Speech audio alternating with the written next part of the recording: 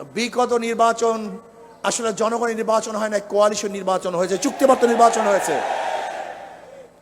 কারণ সরকারি দলের সাথে বিরোধী দলের সাথে চুক্তি হয়েছে, আপনাদের এত সিট, আপনাদের এত সিট।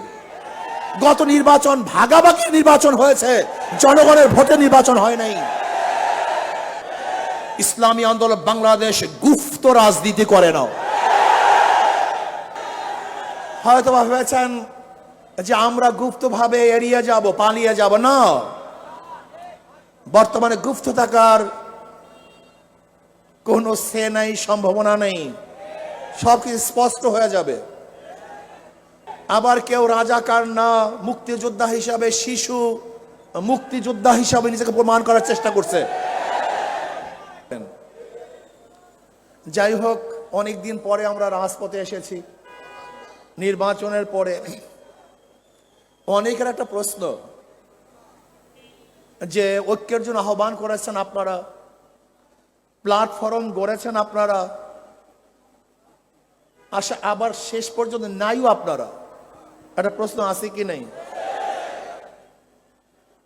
ইসলামী আন্দোলনের সম্মানিত আমির ইসলামের পক্ষে একটা বাক্সের জন্য আহ্বান করেছিল।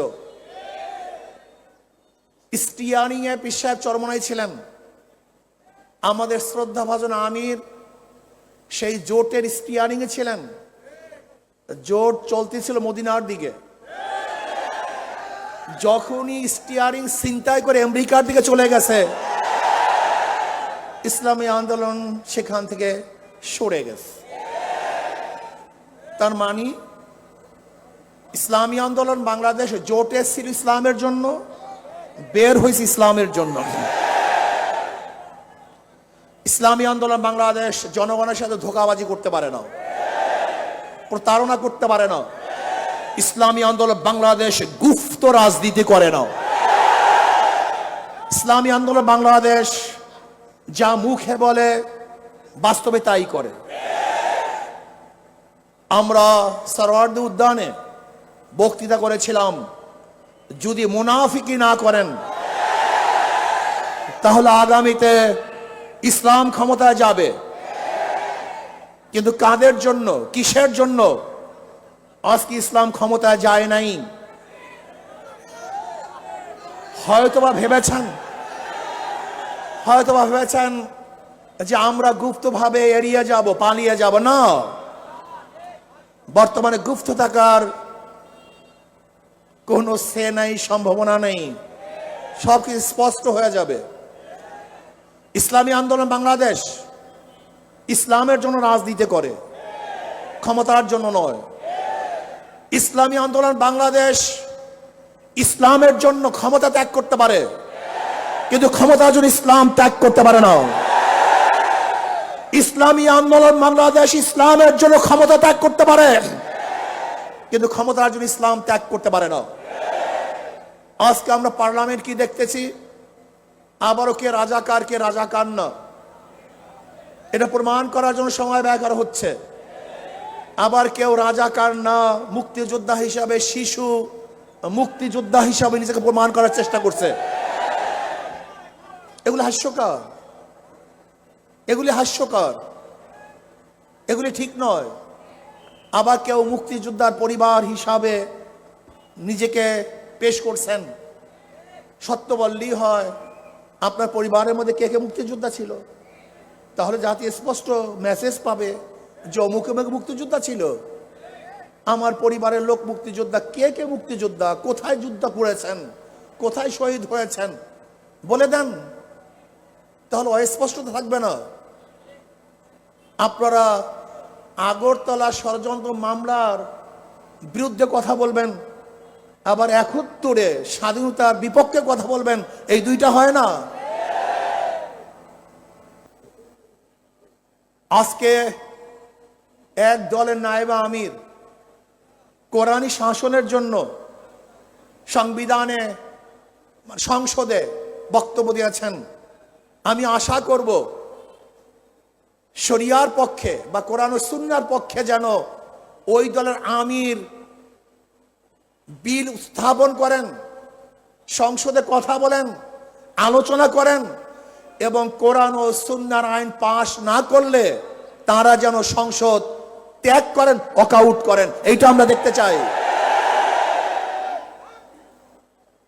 এই ফাঁকিবাজি আমরা দেখতে চাই না।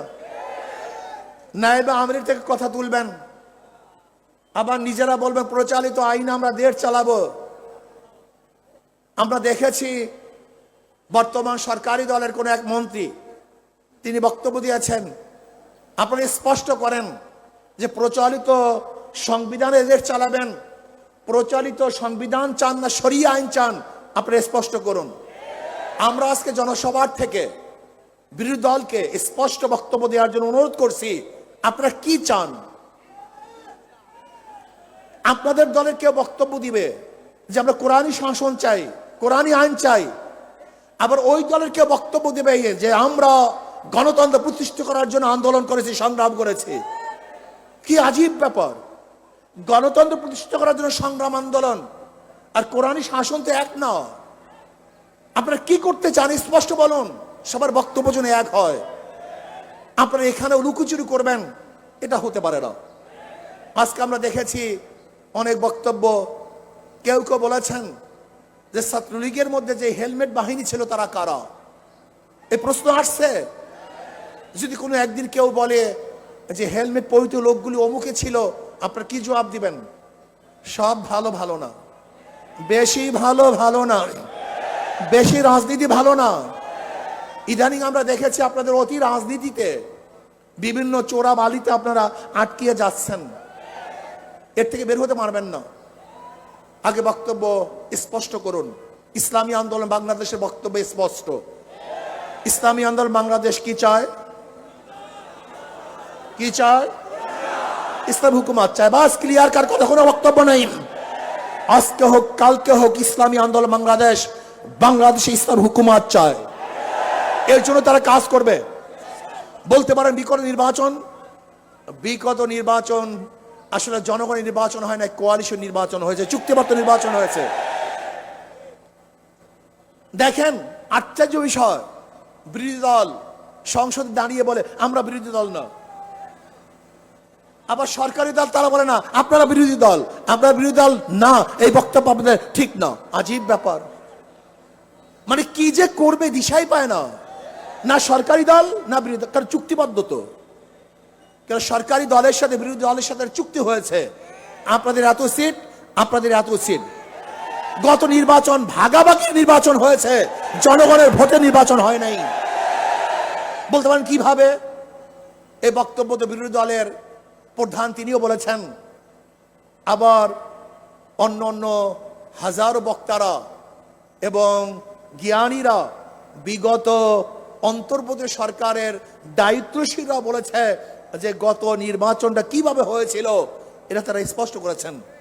কিন্তু ইসলামী আন্দোলনের রেজাল্ট কি হয়েছে এটা দেখার বিষয় না, বরং আমি বলবো ইসলামী আন্দোলন বাংলাদেশকে ষড়যন্ত্র করে হারানো হয়েছে।